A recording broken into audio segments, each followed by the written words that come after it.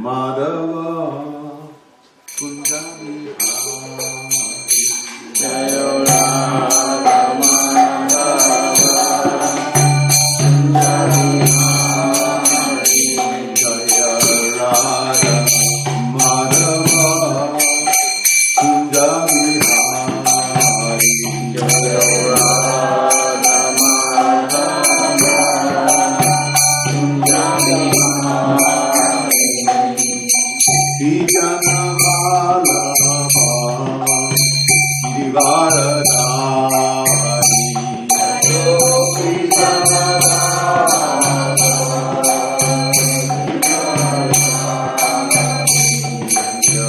Vijanavala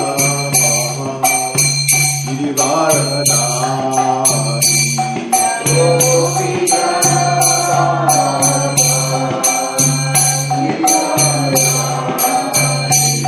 Puranandana Pradana Ranjana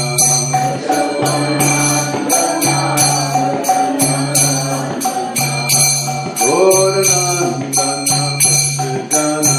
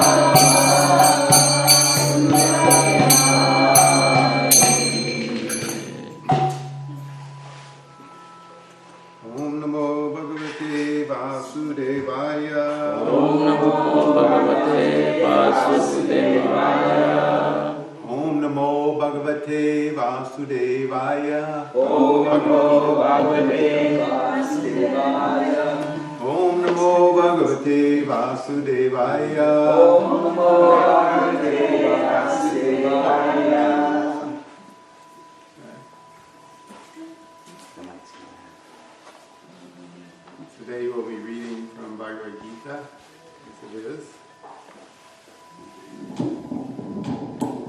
Translation and purport by His Divine Grace A.C. Bhaktivedanta Swami Srila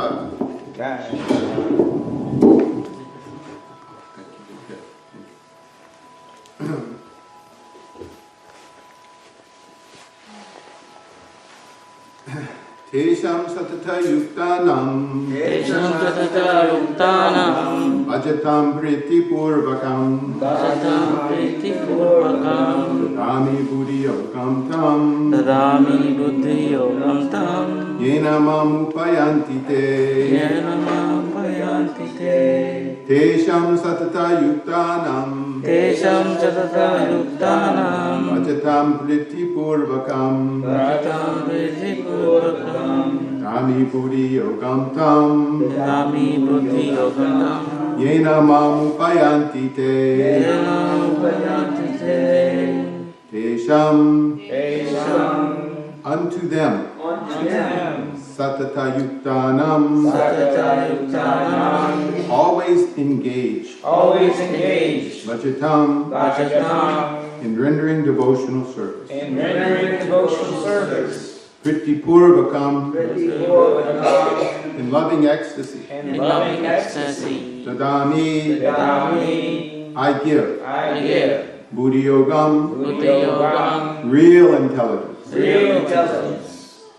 Tam that Yena by which Mam unto me Upayanti come Te they To those who are constantly devoted to serving me with love I give the understanding by which they can come to me. I say, and you please repeat. To those who are constantly devoted. To those who are constantly devoted. To serving me with love. To serving me with love. I give the understanding. I give the understanding. By which they can come to me. By which they can come to me. Purport by Srila Prabhupada. Jai Srila Prabhupada. In this verse, the word Buddhi Yogam is very significant. Remember, Buddhi Yogam means real intelligence. We may remember that in the second chapter, the Lord, instructing Arjuna, said that he had spoken to him of many things, and that he would instruct him in the way of Buddhi Yoga. Now Buddhi Yoga is explained. Buddhi Yoga itself is action in Krishna consciousness. That is the highest intelligence. Buddhi means intelligence, and yoga means mystic activities or mystic elevation. When one tries to go back home, back to Godhead, and takes fully to Krishna consciousness in devotional service, his action is called Buddhi Yoga. In other words, Buddhi Yoga is the process by which one gets out of the entanglement of this material world. The ultimate goal of progress is Krishna. People do not know this. Therefore, the association of devotees and a bona fide spiritual master are important. One should know that the goal is Krishna. And when the goal is assigned, then the path is slowly but progressively traversed. And the ultimate goal is achieved. When a person knows the goal of life, but is addicted to the fruits of activities, he is acting in karma yoga. When he knows that the goal is Krishna, but he takes pleasure in mental speculations to understand Krishna, he is acting in jnana yoga. And when he knows the goal and seeks Krishna completely in Krishna consciousness and devotional service, he is acting in bhakti yoga or Buddhi yoga, which is the complete yoga. This complete yoga is the highest perfectional stage of life. A person may have a bona fide spiritual master and may be attached to a spiritual organization. But if he is still not intelligent enough to make progress, then Krishna from within gives him instructions so that he may ultimately come to him without difficulty.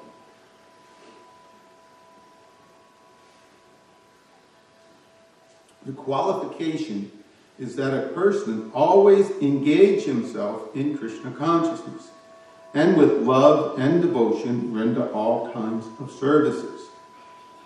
He should perform some sort of work for Krishna, and that work should be with love. If a devotee is not intelligent enough to make progress on the path of self-realization, but is sincere and devoted to the activities of devotional service, the Lord gives him a chance to make progress and ultimately attain to him. To those who are constantly devoted to serving me with love, I give the understanding by which they can come to me. In connection with this verse, I brought a verse from Bhagavatam that I'd like to read. Because Prabhupada actually quotes the same verse in his purport. And it is definitely along the same lines of rendering devotional service. And the translation of the verse is from the 7th canto, chapter 5, text 12, Prahlad, the saintly son of Hiranyakashipu. The translation reads, when the Supreme Personality of Godhead is pleased with the living entity because of his devotional service, one becomes a pandit and does not make distinction between enemies, friends, and himself. Intelligently, he then thinks, every one of us is an eternal servant of God, and therefore we are not different from one another. Purport. When Prahlad Maharaj's teachers and demoniac father asked him how his intelligence had been polluted, Prahlad Maharaj said, "As far as I'm concerned, my intelligence has not been polluted. Rather, by the grace of my spiritual master and by the grace of my Lord Krishna, I have now learned that no one is my enemy and no one is my friend. We are all actually eternal servants of Krishna. But under the influence of the external energy, we think that we are separately situated from the Supreme Personality of Godhead as friends and enemies of one another. This mistaken identity has now been corrected, and therefore, unlike ordinary human beings, I no longer think that I am God and that others are my friends and enemies. Now I am rightly thinking that everyone is an eternal servant of God, and that our duty is to serve the Supreme Master, for then we shall stand on the platform of oneness as servants. Demons think of everyone as a friend or enemy, but Vaishnavas say that since everyone is a servant of the Lord, everyone is on the same platform. Therefore, a Vaishnava treats other living entities neither as friends nor as enemies, but instead tries to spread Krishna consciousness, teaching everyone that we are all one as servants of the Supreme Lord, but are uselessly wasting our valuable lives by creating nations, communities, and other groups of friends and enemies.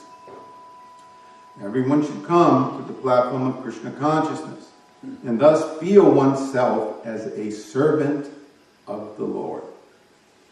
Although there are 8,400,000 species of life, a Vaishnava feels this oneness. The Upanishad advises, Ekatvam Anupashyata. A devotee should see the Supreme Personality of Godhead to be situated in everyone's heart, and should also see every living entity as an eternal servant of the Lord. This vision is called Ekatvam, oneness. Although there is a relationship of master and servant, both master and servant are one because of their spiritual identity. This is also Ekatvam. Thus, the conception of Ekatvam for the Vaishnava is different from that of the Mayavadi. Hiranyakashipu asked Prahlad Maharaj how he had become antagonistic to his family. When a family member is killed by an enemy, all the members of the family would naturally be inimical to the murderer. But Hiranyakashipu saw that Prahlad had become friendly with the murderer. Therefore he asked, "Who has created this kind of intelligence in you? Have you developed this consciousness by yourself? Since you are a small boy, someone must have induced you to think this way." Prahlad Maharaj wanted to reply that an attitude favorable toward Vishnu can develop only when the Lord is favorable. Sa yadanu vrata. As stated in Bhagavad Gita, Krishna is the friend of everyone. Suridam sarvabhutanam gyatva mam shantam richati. The Lord is never any enemy to any of the millions of living entities, but is always a friend to everyone. This is true understanding. If one thinks that the Lord is an enemy, his intelligence is pashu buddhi, the intelligence of an animal. He falsely thinks I am different from my enemy, and my enemy is different from me. The enemy has done this, and therefore my duty is to kill him. This misconception is described in this verse as Vedanta-krit. The actual fact is that everyone is a servant of the Lord, as confirmed in Chaitanya Charitamrita by Sri Chaitanya Mahaprabhu, Jivara Sarupahai and Krishnara Nityadas.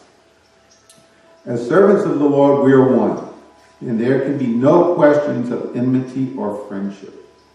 If one actually understands that every one of us is a servant of the Lord, where is the question of enemy or friend? Everyone should be friendly for the service of the Lord. Everyone should praise another's service to the Lord and not be proud of his own service. This is the way of Vaishnava thinking, Vaikuntha thinking.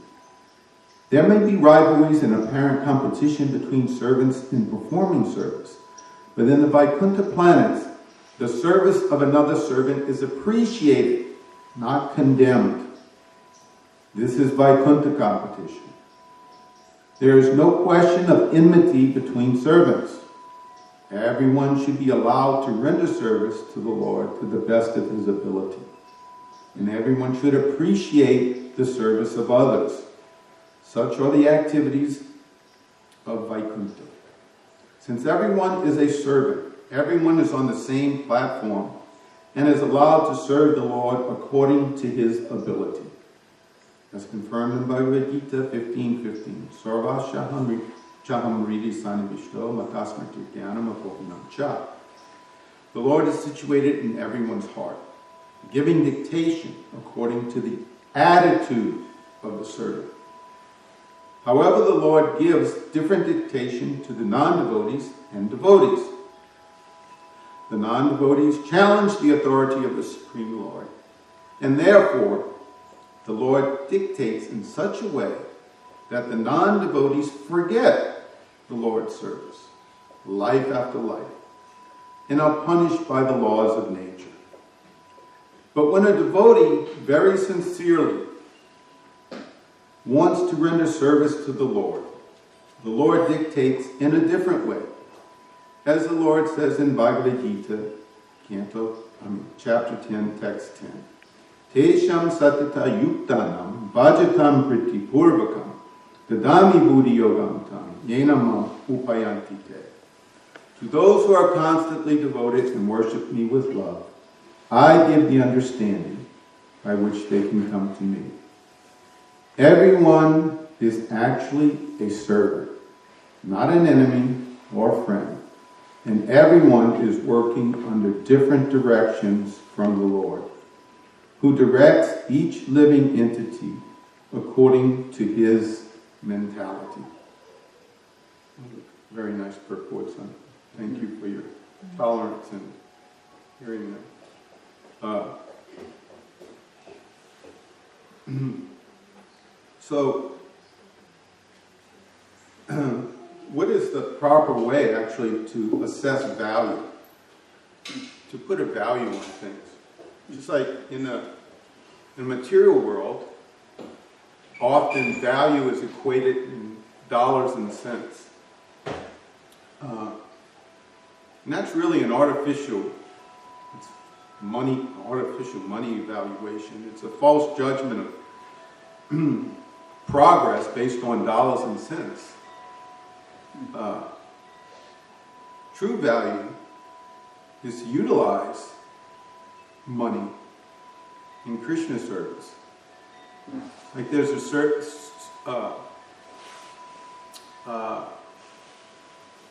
story in the Bible, and it reflects attitude.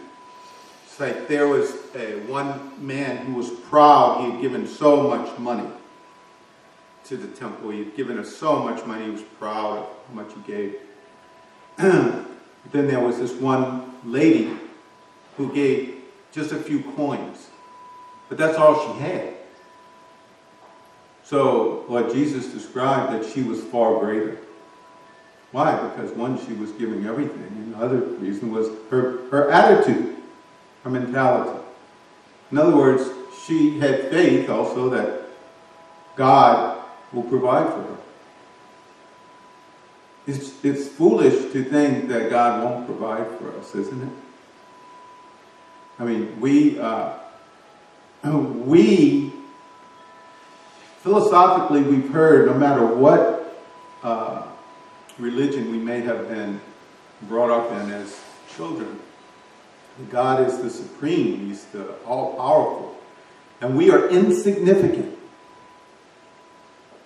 And so in our insignificance, somehow or other, our mind tricks us thinking we're so significant. It's like there's this story once with our god brother, Tamal Krishna Maharaj. Srila Prabhupada once was correcting him in a loving way.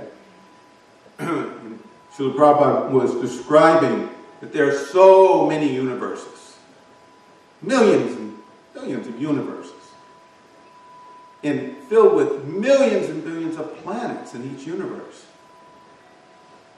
And here we are in one universe, one tiny universe. We're on one tiny planet. And on this tiny planet, there's so many cities. And here we are in one city. And in this one city, there's so many hundreds and thousands of houses. And we're in one house. And you're thinking you're so significant. So he immediately subdued his ego, so to speak. That Srila Prabhupada was pointing out the vastness of Krishna's creation and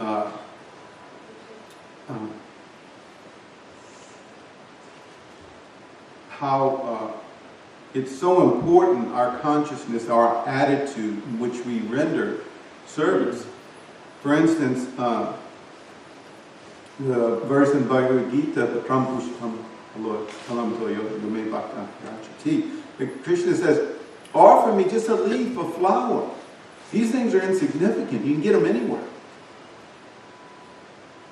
A little fruit, a little water. It's not something significant to offer God. But what he stresses is the consciousness, the attitude in which we offer that. He wants it with what? Devotion. Yes. With love and devotion, which is stressed here, which is stressed in this Bhagavatam verse. It's not that Krishna needs anything from us. He's self-satisfied. He doesn't need anything from us. What to speak of a leaf? What's he going to do with a leaf? But the point is, he wants, if that leaf is offered to him with love, with an attitude of devotion and love, that's what makes Krishna happy. We want Krishna to be happy. Krishna is not happy when we're not loving others. So we can learn how to love others and treat others properly by this process that Srila Prabhupada has given us. I was just recently listening to a lecture by Hridayananda Maharaj, and he was describing this universe as a universe of shoplifters. In other words, everybody here thinks, that they're, whether it's the mentality, this is my country, this is my body. No, it's not. It's as simple as that. It's not. It is so just this body, for instance, is so complex. We didn't make it. Yet we want to claim it, that it's ours. We didn't make it. We're just inhabiting it. Then in a period of time, we have to leave it. So it's not ours. It's just like if you're in an apartment and you're renting it. And the landlord comes, hey, your rent's due, buddy. And you say, hey, so what? And he says, well, you got to leave. You say, well, no, it's my apartment. And then if you don't leave, what is he going to do? He's going to get the proper authorities to make you leave. So we may fight and scream or whatever, this is my body, I'm not going to leave it. But the laws of nature overrule that. So, Srila Prabhupada would often say, this is a simple process. And he would say, don't make it complicated. Just chant Hare Krishna, take prasadam, be happy. It's not difficult. He would always, there's this one book by Shruti what is the difficulty? Because Prabhupada would often say that. And when you really sit down and analyze it, what is the difficulty? other than it's dealing with our minds, or letting our minds become entangled with so many distracting things, and letting our mind become bewildered in ways such as identifying with this body too much, identifying with so many things that are temporary. So to fix the mind always on what is real, on what is actually permanent and eternal. And that's why it's described that we should chant the Maha Mantra in a humble state of mind, thinking oneself lower than the straw in the street, devoid of all sense of false prestige, and ready to offer all respects to others. In such a state of mind, we can chant constantly. So Lord Chaitanya gave us that instruction, and he is the ambassador of the holy name, and Srila Prabhupada is his ambassador. He's Krishna himself, of course, Lord Chaitanya.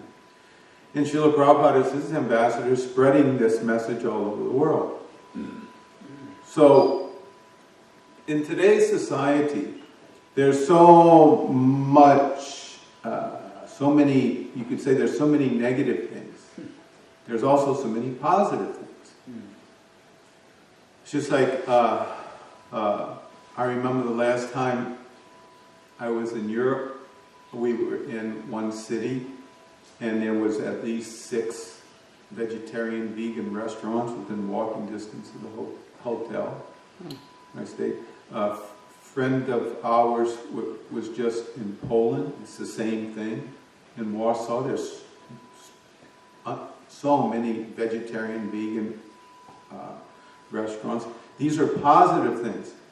But we always have to put it in perspective, because Prabhupada wasn't proud that we were vegetarians. We'd say a monkey or animals are vegetarians.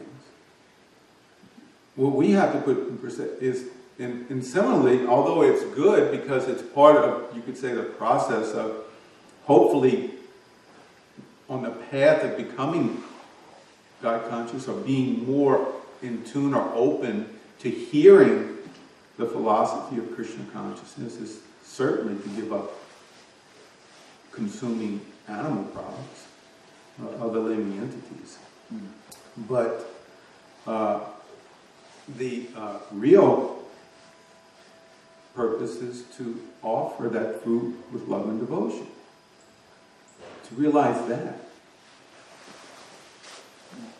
Eating at a vegetarian or a vegan restaurant, you're still going to get karma. If you're going there with the concept, well, I'm going to enjoy. It may be less karma than eating at McDonald's, but the point is, we have to understand, we want to take foodstuff that are offered in love and devotion to the Supreme. Why? Simply, we acknowledge it. Krishna, you're giving us this. It's simple. It's not, this isn't. In one sense, it's the most complex science. In another sense, it's the most simple. Very simple. God, you're providing this for me. Thank you. I want to offer it to you first, because you provided it for me. Who can say that they can create these things? I mean, you look at one flower, the beauty of a flower, the colors, everything. I mean, you just can study it, and it's just amazing. And then Tejas Prabhu, he's growing these flowers, and they have such a wonderful aroma. Tejas didn't put that aroma in there. It's wonderful he's rendering that service. But he'll be the first to acknowledge that's coming from Krishna. So Krishna is so wonderful, he's given us, I mean, Srila Prabhupada has just taught us the simple this simple thing. Offer it to Krishna first. Then enjoy it. Give it to Krishna. And in this way, you render loving service to Krishna. Krishna is happy. Krishna is the supreme controller, the supreme proprietor. He's the supreme friend. That simple formula is the peace formula Prabhupada taught us. So why not offer back to the supreme controller, the supreme proprietor? It's just common sense. It's like Prabhupada taught us also, it's common sense to prepare for the next life. Just like in this life, we prepare in other words, even if one is aspiring to live self-sufficient, he prepares daily to have food for the next day, or the next week, or the next month. Or one may be more inclined to Vaishya activities and making money. So he prepares by putting some money in the bank that he doesn't have to worry about not having money when he gets old. So this is common sense things. Most everybody does this to some degree. But Srila Prabhupada taught us to prepare for the next life is common sense. So in this life, we see people try to prepare for the next week, the next month, the next year. But who's instructing them? Prepare for your next life. Srila Prabhupada told us that. So we're so fortunate, I always say that, but it's the truth. And this is another thing that Srila Prabhupada taught us, that the four godly qualities or principles of austerity, being merciful, being truthful, and being clean. Practically speaking, these things are bereft of living entities in this age. He said truthfulness is the only quality that's left.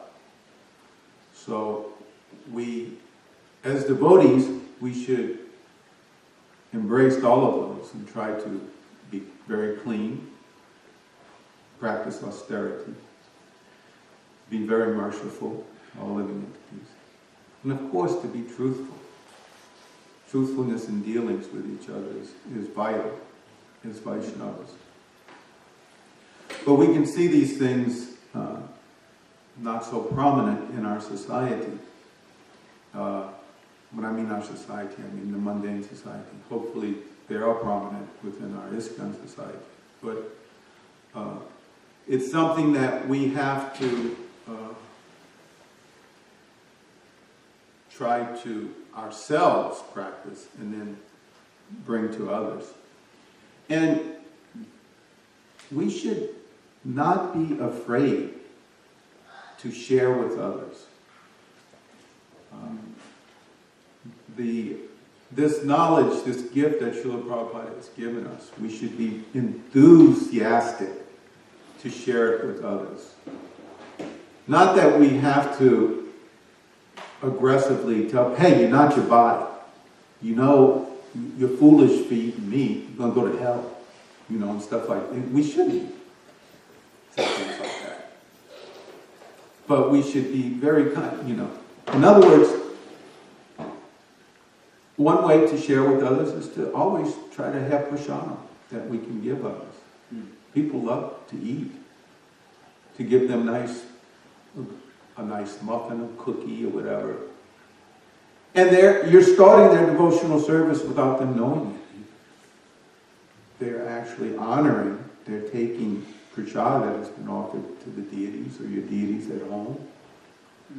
Just a simple thing like that is one way that we can try to show mercy towards other living entities. There's so many things that we can do, but we should not be shy about sharing this mercy. We should be, I don't want to use the word aggressive, but we should be enthusiastic. It's a better word. We should be enthusiastic about sharing the mercy that Srila Prabhupada has taught us how to share and give with others. But I always want to leave time for others' realizations and comments or questions. So, thank you very much. Thank you. Yes, Mom. I get stuck between this thing. We should not push it on people. We should just be friends. At the same time, we should preach. And I remember it used to be we would preach more directly. And when I was new, people just told me point blank all kinds of stuff, and I learned and grew. So I get stuck between. I don't know how. Okay, if we have to be just friends and not tell them, I can't make the transition once I've entered that way. I can't make the transition to preaching and teaching. I get stuck there. So I'm kind of confused about this always. Anyone want to help Mother with her dilemma? I'd rather just point blank tell people, but... Well, I think just in any... one, let me share. The word preach, is it synonymous with teach? Is it synonymous with sharing? Because preaching is really it's a very Christian term that I feel is even Indradumna Maharaj. He used to title his books, his sharing of all his experiences, Diary of a Traveling Preacher. And I believe he told this story in one of his books. I believe he was on a plane or at an airport or somewhere. Anyway, one man who was actually favorable told him, just some army guy, he said, you should change your title to something else. He says, because preacher has that connotation of, in other words, I'm more intelligent than you, I'm higher than you, I'm talking down to you to some degree. So he changed the title of his book to... What do you call it now? It was Diary of a Traveling Preacher. Right? Now it's Diary of a Traveling Monk, I believe. Right? Yeah, monk. Yeah. So, I personally prefer the word teaching or sharing more than preaching. Sorry, Prabhupada used the word, so I Prabhupada used the word a lot, but we also know that Prabhupada also was brought up in, what's the college he went to? like instead of getting Christ Church. Christ Church, yeah, Christian, where they use the word preach a lot. And not that preaching is incorrect, it's just that I think most people, due to their Kali Yuga egos, would prefer that you're sharing knowledge with them. I probably should stay home because then... I still feel like I just got told I'm using the wrong word and I'm all wrong. I just want to know how to talk to people to actually help them, because if we're just friends, then they just stay the way they are. Well, I think by sharing with them in a loving way, it's just like this verse. What does that mean, though? I mean, sharing a loving way. Well, I think it depends on your attitude when you're talking to others. Like I learned one day that I'm not this body, or what does that mean, sharing? Well, I think if you share with someone these simple things that you've learned, but in a mood of, as it says in these purports, that you're equal to them, that you're not better than them, that they're as equal to you as you are to them. It's just that you're, at one point in time, in this lifetime, you didn't have this knowledge. So someone shared it with you. Somehow I still feel like I'm being told I'm doing it wrong, like I've been arrogant. I don't know, I just don't know how to actually present and help people versus just being friends and liking them as they are, and they just think it's great because people are friends here. And they don't ever get the help that to move to the next step if we don't know how to do that. Well, let me ask you a question. What's the difference between you and anyone else? I have some knowledge, and I've been practicing it. And Why should I not try to explain it to them? And then somehow that puts me superior? no, I'm saying how you present it to, they may take it as you. That's the whole point. Not that you are superior. Prabhupada said, we're okay, you're not okay. So, I mean, we do have superior knowledge. Why should we to pretend we don't, or what? Prabhupada said so many things. To take that one thing that you say, Prabhupada said, we're okay, you're not okay. Yeah, Prabhupada talked very harshly at times. Mm-hmm. But He said, don't do like me, but yeah, he also said but that. I don't think I do harsh talk. Well, I'm saying Prabhupada himself said that even in his last days was one of his regrets that he shared with his godbrothers and with his disciples that, I preached harshly. And they, no, you didn't. Because Prabhupada said heavy things to his godbrothers too. And of course, in his last days, he had genuinely had some regrets about that. And he was sharing that with his godbrothers. If he hadn't done it, we wouldn't have made, if he hadn't done it, we wouldn't have got it. So he had to, he was just getting humble because he was no longer actively preaching, so he was... You would get along great with these Southern Baptists.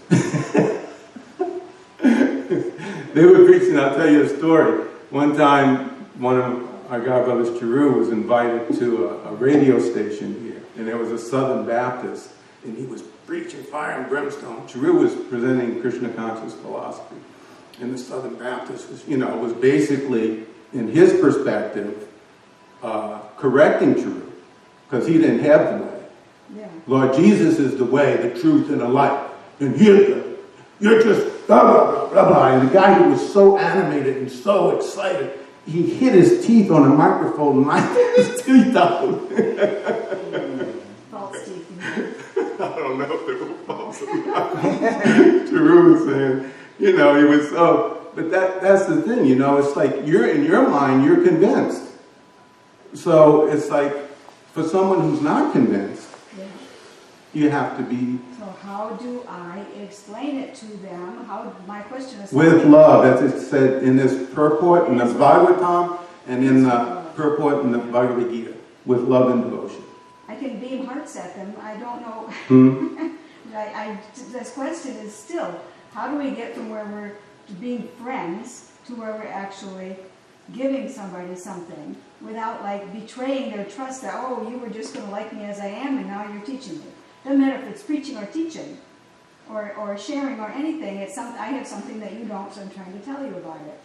So how do you change into that unless I think with you, what you have to do is try to learn something from that individual. Because it's reciprocal. In other words, preaching is over. This is no longer a preaching movement. I don't know why this is all of a sudden an argument. I was asking a sincere question, but it feels like an argument to me. I don't feel like I'm You're arguing. telling me what I have to do now is learn from the other person. Learn what? Learn Do about you Jesus do you think you can't learn from others? This is not my question. This is not my question at all.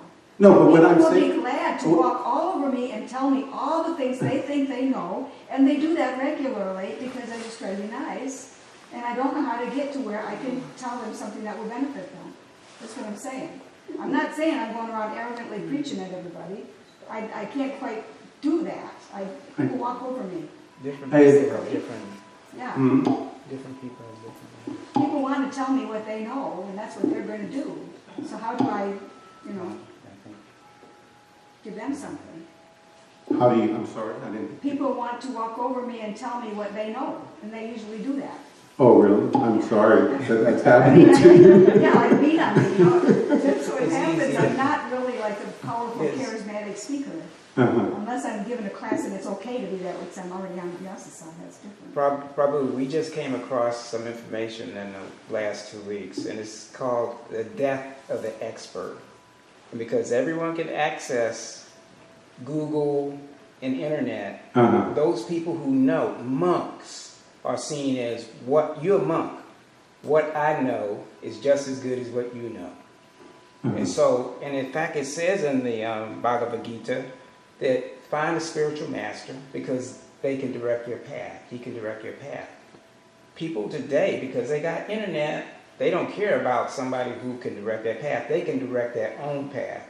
And a gentleman who's a professor in history wrote this book, The Death of the Expert. And it's amazing that people now, they think they're equal to you. You're a Vaishnava, you're a Brahmin, you've been in the movement 40 plus years, Yeah. and some kid on the street can get his smartphone and feel what he has to say is just as important as you. So it's only those people who seem like they surrender, like Arjuna, surrendered to Krishna and said, what verse was that? He said, now you are my teacher. 2:7. 2:7. He actually, you have to run into a person who actually says, you know what? I think you know something and I want to know from you. No. They have to surrender to Sometimes we you. have to kind of create that. But you just get to know him as friendship. Everybody says we just be friends. But sometimes That's we all have you to can do. create this a little bit for people. Let me reread what Please. Prabhupada said so Thank that maybe it will give Thank- some clarification or Thank you. help Mother, maybe. Thank I you, don't know. Prabhu. It says, we are all actually eternal servants of Krishna. John. All of us. But under the influence of the external energy, we think that we are separately situated from the Supreme Personality of Godhead as friends and enemies of one another.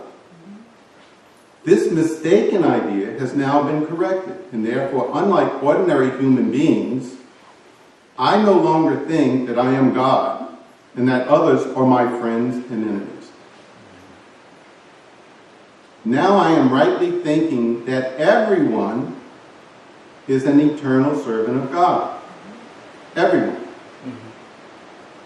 Even these people on the internet. And that our duty is to serve the Supreme Master. For then we shall stand on the platform of oneness as servants. So,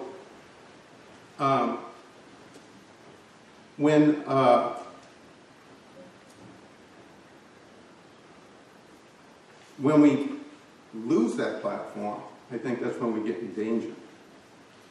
When we lose the mentality that we're all servants of Krishna. It's not like I'm better than anyone in this room. Some people, well, you're a Prabhupada disciple, you've been in the movement for 40-something years or something. Yeah, but in other words, how does Krishna see an individual's devotion? How do you take the statements that Prabhupada says in 1 second? In 1 second. So it's hard for us to imagine in our finite, in our limited brains and the infinite, how Krishna, in other words, how do you know what another living entity has to go through in this life to be God conscious? It's just like I given the example one time. It's like in this mundane society, we live in a country here. There's a so-called leader of this country or president of this country. And this president has certain powers that you and I don't have, materially speaking. We can't, in other words, there's literally hundreds of thousands of millions, I think, probably people incarcerated in institutions in this country, penitentiaries. That president has the power to absolve them and immediately they can be free. He has that power. So similarly, Krishna can absolve in any living entity. So we have to be very careful in our judgment of others. if we have the mentality of judging mentally, intellectually, in so many ways, if we're judging others and not really connecting with their hearts, no. Krishna stresses love and devotion. That's what's stressed in this Bhagavad Gita purport and this Bhagavatam purport. Serving with love and devotion. And love and devotion overrides the intellectual, at least in my mind it does. Prabhupada would give the example of the big man. He was in his office and someone was waiting to see him. He was busy for so many hours. What's he doing? What's he doing? He was playing with his grandkids. So this big thing that was so important for this other living entity, because it was a business meeting, for the president or whatever of his company, it was more important for him to be spending some time with his grandchildren. The grandchildren were riding on his back or whatever, playing with his grandkids. Big man, big thing, must be doing something so important. Well, yeah, to him it was important. Why? Because he loves his grandkids. So, what we're thinking is so vital, so important. To me, it's always generally overridden by connecting with love and devotion with each other. And if we cannot respect each other, if we cannot serve each other with love and devotion, seeing each other as equals, seeing each other, and don't get me wrong, obviously certain people are better at certain things, and that should be acknowledged. That's how we, managerially, that's how we can progress in a pragmatic way. It's just like, I can guarantee you don't want me cooking a Sunday feast. So, for me to acknowledge that is just truthful. That's not that I should become upset that there are other devotees who are much more qualified to cook the Sunday feast. I should show my appreciation for those individuals. And then some other individuals in this community are better at other things. So the way we can please Srila Prabhupada is by acknowledging, realizing what the qualities of these individuals are and trying to help them, give them facility to serve in that capacity. And if someone's unhappy serving in a capacity, first we have to ask, well, really, what is it that you really like to do? What is it that you really want to do? How do you want to serve Krishna? And, I'll use the same example. If I say, well, I want to be the head cook, I mean, everybody would leave the community because no one wanted to eat what I cook. But if I had in my mind, that's what I want, I'm good at it. We have to be true to ourselves, realize our own shortcomings, and be honest, be an open book about who we are. Thank you. If that's for me, tell them I'll call them back. But all of us, it's like, go back to what I said earlier, to chant the Lord's holy name as Lord Chaitanya recommended it in a humble state of mind. If we can just grab one piece of that, just a little piece, and just hold on to it. Because in Kali Yuga, our minds are really, they're like what's the thing that, minefield. Listen, not minefield. Game. You're ready to explode at any second. we can easily get off track with our minds, on the mental platform. And to rise above it takes a lot of effort on our part and a lot of sincerity to try to remain fixed in devotional service. That's the material nature is so powerful. That's another point I want to make, how we don't really stand a chance against the material nature without taking shelter of the Vaishnavas. To speak of, pure devotees such as Srila Prabhupada. But I'm sorry, it's 1:30 now, so it's time for Prashant. Yogi Prabhu? Yeah, Mother Haridwani had texted me some things to announce, Oh. and a couple of them I should for sure announce it. One is that Ekadasi is next Sunday. Ekadasi is next Sunday. And also we had a partial sponsor today for the feast, and that was the devotee in Atlanta who's trying to help here, Lakshmi Sringa. It's his youngest son's birthday, so he gave us a donation for partial sponsorship of today's feast, and he's asking everybody to please give some blessings for his little son, Raghava Pandit, for his birthday. So a few of us can give Raghava Pandit some blessing on today. Prabhu, is there any way I could go to find, when you're traveling, like next Sunday, here is Ekadasi? How would I know to look in other parts of the world?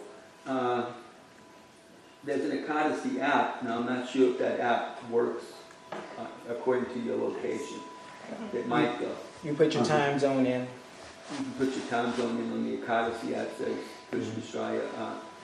Also, if you're on a laptop, it's not an app. You can just Google, ISKCON calendar, like that, and generally speaking, they'll list the Ekadasis according to where you are, Okay. Thank you. All right. All glories to the Prabhupada. Yeah.